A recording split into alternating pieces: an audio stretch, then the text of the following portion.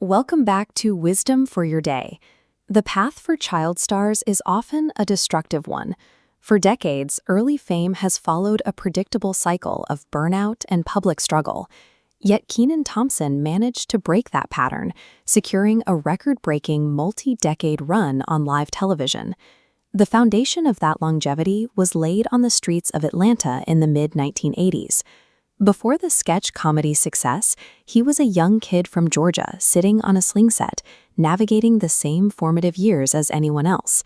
How did a kid from Atlanta bypass the industry's usual pitfalls to become the longest tenured performer in the history of American sketch comedy? This chart tracks a $1.5 million childhood fortune. When a trusted accountant embezzled the funds, his net worth plummeted to zero. This financial ruin was compounded by intense internal stress and body image insecurities behind the scenes of the fast-paced live TV environment. Spending 30 years playing exaggerated comedic figures created a distinct psychological hurdle. He had to learn how to separate his true self-worth from the characters he performed for the public. These strains eventually led to a painful, multi-year silent fallout and estrangement from his longtime professional partner, Kel Mitchell.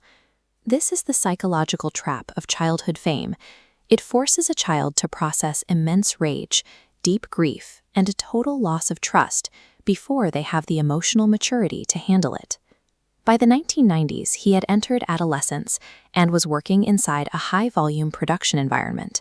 He was learning the business here at the Nickelodeon on Sunset Studios during the peak of the network's 90s era.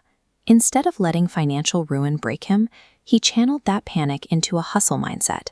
He used the memory of loss to fuel the work ethic that sustained his historic run at Saturday Night Live. He also developed a sense of radical business literacy. Thompson believes you never really need to give anybody power of yourself, especially power of attorney. He shifted from blind trust to becoming an active guardian of his own dealings.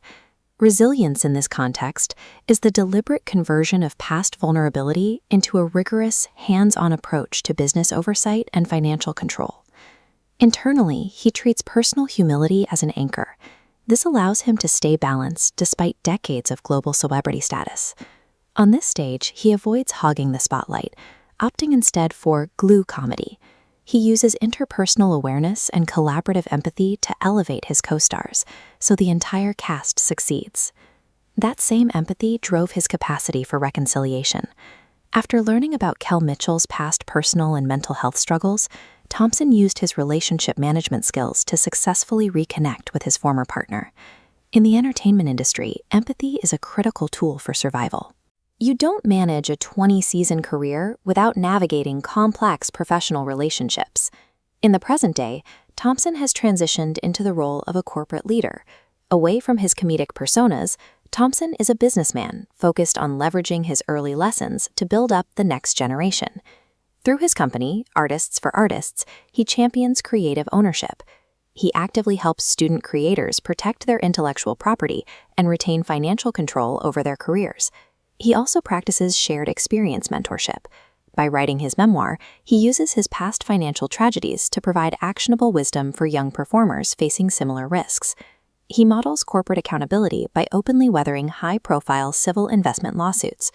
By being transparent about these trials, he teaches young entrepreneurs the difficult realities of business leadership. He even uses his platform to discuss his management of GERD, empowering youth to prioritize their physical well-being and destigmatize chronic health conditions.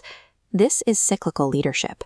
Thompson took the early exploitation he suffered and built a platform that shields others from the same fate. Thompson's perspective on the School of Hard Knocks is that these early tragedies serve to fortify him, building strength from his experiences. You can apply that same timeline of resilience to your own life. Thompson warns that time doesn't give anything back, so you must take control of what you put into your journey right now. True wisdom starts with action. If you are ready to grow, subscribe, follow, and join our community. Find our full library of stories on YouTube under Wisdom for Your Day. Stay resilient, and remember to be yourself. Everyone else is taken.